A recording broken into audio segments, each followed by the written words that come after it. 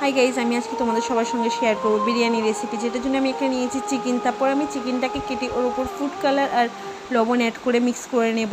এবার আমি এখানে তেলের ওপর চিকেনটাকে ফ্রাই করে নেব। তারপর আমি এখানে পেঁয়াজটাকে রোস্ট করে নেব। পেঁয়াজটাকে রোস্ট করার পর ওটাকে আমি বেসিক মশলা দিয়ে ভালো করে কষিয়ে নেব। এবার কষিয়ে নেওয়ার পর ওখানে আমি জিঞ্জার গার্লিক পেস্ট দিলাম। এবার ভালো করে পেঁয়াজটাকে আমি নরম করিয়ে নিয়ে এবার আমি ওখানে দই অ্যাড করব।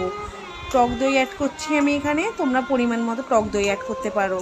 এবার আমি ফ্রাই করা চিকেনটিকে ওর ওপরে দিয়ে আমি ভালো করে কষিয়ে নেব। এবার আমি আলুর মধ্যে ফুড কালার, লবণ আর পাতিলেবুর রস দিয়ে আলুটাকে একটু দম করে নেব।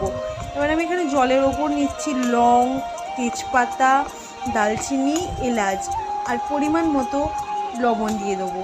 এবার জলটিকে আমি ফুটিয়ে নেব। জলটিকে ফুটিয়ে নেওয়ার পর এখানে আমি তেল দিয়ে দেবো। একটু তেল দিয়ে আমি এখানে চালটা দিয়ে দিলাম, বিরিয়ানির চালটা দিয়ে। তারপর আমার ভাতটা তৈরি হয়ে গেল। এবার আমি ভাতটাকে হাঁড়িতে দিয়ে আমি এখানে চিকেন দিয়ে দিচ্ছি তার উপর। চিকেনটা দেওয়ার পর আমি এর উপর চিকেনের উপর একটু মশলা অ্যাড করছি বিরিয়ানির। এবার আমি এখানে আলু দিচ্ছি, আলুর ওপর আবার আমি বিরিয়ানি মশলা অ্যাড করছি।